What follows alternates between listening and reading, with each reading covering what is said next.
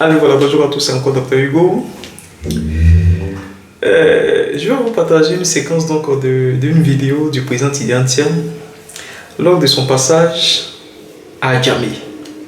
Il est allé simplement compatir auprès des populations par rapport au déguerpissement qui a eu lieu et il leur a donc partagé son affection, ce qu'il pense de la situation. Mais sans plus tarder, nous allons l'écouter. Il y a une séquence qui m'a interpellé, qui m'a tellement fait rigoler que je me suis dit il fallait quand même que je vous la partage. Écoutons ensemble. Djamé n'est pas contre le développement, mais au contraire, comme je le disais, nous avons tout donné. Nous avons sacrifié. Nous sommes un sacerdoce. Ça, je le dis. C'est pour cela que je me permets de dire que nous avons besoin d'orientation. Nous avons besoin d'un cœur qui parle. Parce que nous sommes votre peuple. Si ce, je voudrais une fois de plus, avant que le président ne parle, d'ovationner le président d'avoir foulé ici le sol d'Abidjan Djamé.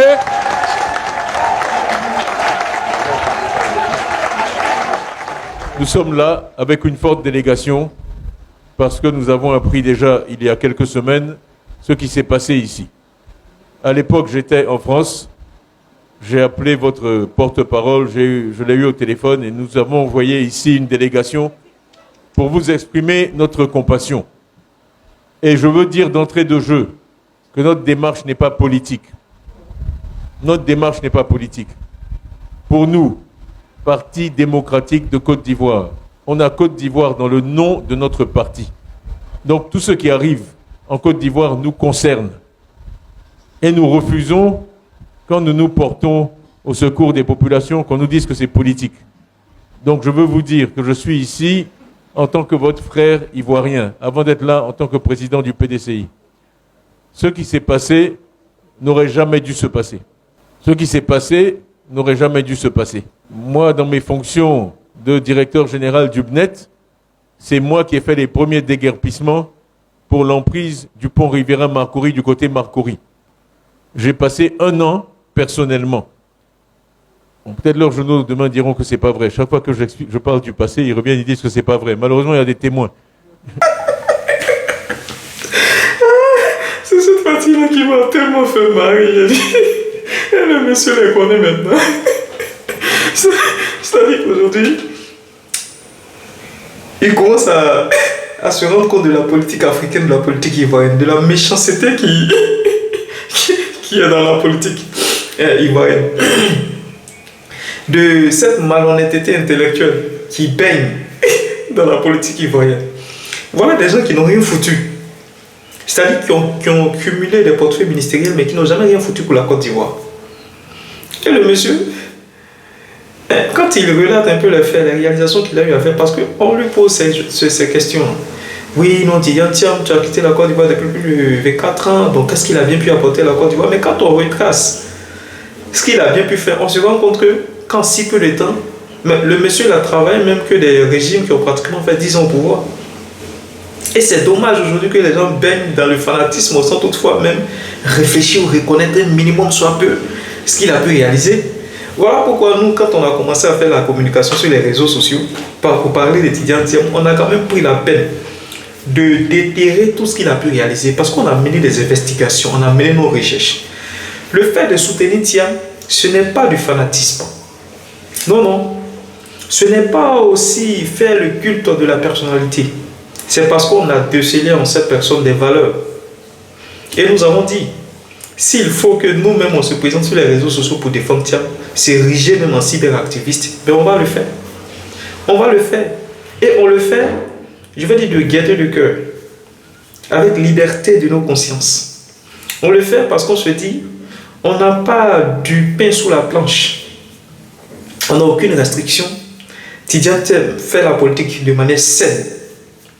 Et nous avons cette clarté de vendre un peu ce qu'il a pu réaliser quand il était ministre du Plan de Développement. Voilà un peu. Il dit quand il était ministre, voilà ce qu'il a fait. Il y a des témoins pour justifier, pour attester. Mais comme nous avons en face des personnes qui n'ont jamais rien foutu pour les Ivoiriens, elles sentent que voilà, sortir quand même ou déterrer quand même toutes les réactions, toutes les actions de ce monsieur-là risquent quand même de créer ou de les mettre en porte-à-faux. Donc elles sont obligées de nier. Non, les gens l'appellent Tchakadja, je ne sais pas si j'ai inventé, non, Tchakadja, tout ça, ils inventent un peu des trucs sur lui. Mais nous allons encore l'écouter. Le plan de relogement qu'il a eu à mettre en place en ce qui concerne le déguerpissement de Makori quand il était ministre du Plein Développement. Pour vous dire, avant de déloger les gens, il faut quand même préparer ou prévoir un plan de relogement. C'est ce qu'on fait ici en Europe. C'est ce qui est fait partout, c'est ce qui est préconisé, c'est ce qui est suggéré. Mais malheureusement, en Côte d'Ivoire, on n'a aucun plan de relogement. On se lève un matin, on envoie des bulldozers, on ramasse, on ratisse comme ça des lieux. On ratisse comme ça des habitations. Et en retour, on demande à ces populations-là que si elles ne peuvent pas, elles n'ont pas les capacités de vivre en ville, qu'elles se rendent au village. C'est vraiment dommage. Mais écoutons Tidiane Thiam, ce qu'il dit du plan de relogement qu'il a eu à mettre en place quand il était aux affaires. J'ai passé un an à aller à Makori régulièrement, à discuter avec les populations. On a choisi ensemble où on allait les déplacer. On a fait les plans ensemble. On a fait financer ça par les bailleurs de fonds. Le patron de la SFI lui-même est venu avec moi. On est allé à Makori voir les populations. Et c'est un déguerpissement qui s'est fait. D'abord, vous ne savez pas que ça s'est fait puisque ça n'a pas fait d'histoire. Quand un déguerpissement est bien fait, il n'y a pas d'histoire. On n'a pas été dans les journaux parce que tout s'est bien passé. Les gens ont été déplacés, ils sont là-bas jusqu'aujourd'hui, ça se passe bien. C'est une question de respect pour les populations. Et c'est une manière de travailler. Je ne veux pas faire un long discours parce que malheureusement on n'a pas beaucoup de temps ce soir, mais je tiens à vous dire que le PDCI, son président, toute mon équipe sont de tout cœur avec vous. Nous allons vous accompagner tout le long de ce... Je pense que nous avons tous écouté le président Tidiane Thiam.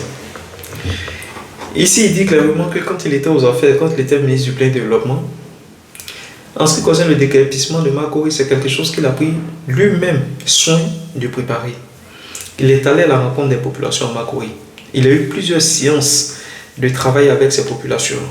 Et après, ils ont mis en place un plan de relogement pour pouvoir reloger ces populations-là, pour ne pas qu'elles